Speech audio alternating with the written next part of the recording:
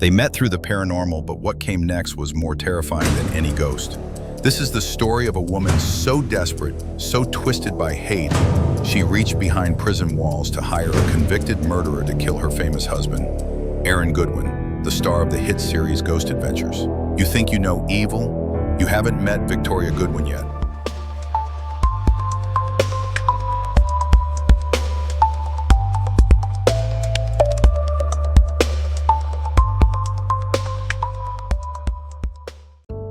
Goodwin was no stranger to fear. His entire career was built on exploring abandoned hospitals, haunted prisons, and houses filled with whispered legends. He had chased shadows through pitch-black corridors and felt the presence of things no camera could fully capture. But fame, like ghosts, can be deceiving. While Aaron's on-screen life was filled with thrill and fanfare, his personal life was beginning to rot from within. Victoria Goodwin had once been his light. She had cheered for him, celebrated his success, and stood beside him through career highs and lows. But with each season of Ghost Adventures, Aaron became more distant. The road trips were longer, the meet and greets more frequent, and Victoria felt abandoned. At first it was subtle, snide remarks, silent treatments, cold stares. But soon things escalated. Arguments over trust, accusations of affairs, nights spent apart even when they were under the same roof. Aaron tried marriage counseling, gifts, trips, but nothing could bridge the growing void. The public saw smiles. Behind closed doors, it was war. And Victoria? She began looking for answers in the darkest places. Inmates, murderers, men who had taken lives without blinking. That's where Victoria turned. It started with curiosity, pen pal sites for prisoners. But what began as innocent curiosity quickly spiraled. Among those she wrote to was a man named Grant Amato, a convicted triple murderer, a man who had wiped out his entire family. To most people, Grant was a monster, but to Victoria, he was powerful. The letters started slow, casual, but soon they were long, rambling confessions. Victoria opened up about her marriage, her loneliness, her rage. And Grant?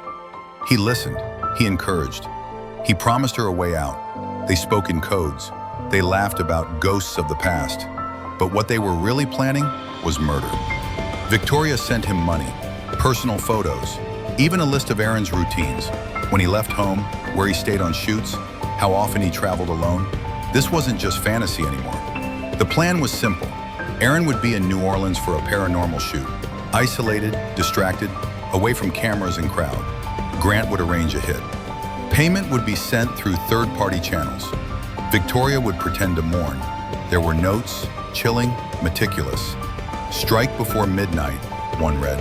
He won't see it coming. But there was one thing Victoria hadn't counted on. Another inmate watching her every move. A jealous rival pen pal who didn't like how close she and Grant had become, tipped off the prison authorities. Within hours, law enforcement had copies of letters, bank records, even intercepted a video chat recording where Victoria outlined what she'd do with the insurance payout. When they raided her home, they found a checklist. Alibi, check. Aaron's itinerary, check. Burner phone, check. It was enough to build a case, but they wanted her caught in the act, so they set a trap.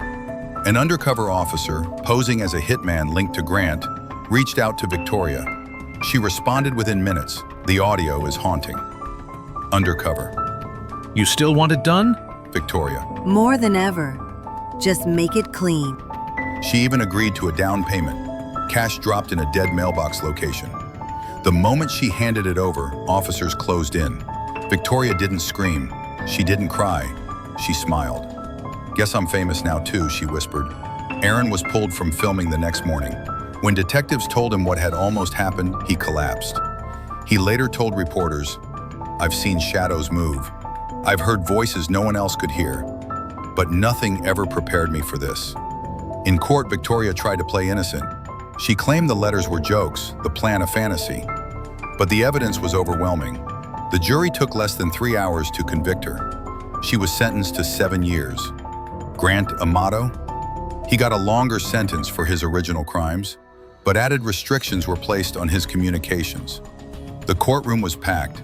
Fans of Aaron's show showed up with posters reading, Justice for Goodwin. Aaron spoke once more. I faced demons on screen, but the real demon lived in my house. Victoria is currently serving her sentence in a state correctional facility. She's filed multiple appeals. None have succeeded. Aaron returned to Ghost Adventures but took a long hiatus. He rarely speaks of Victoria now, except in private moments. True crime isn't always about strangers. Sometimes the real nightmare is the one lying next to you at night. If this story chilled you, if it opened your eyes to the darkness within love, subscribe now to the Crime Vault. Because we don't chase ghosts, we chase the truth.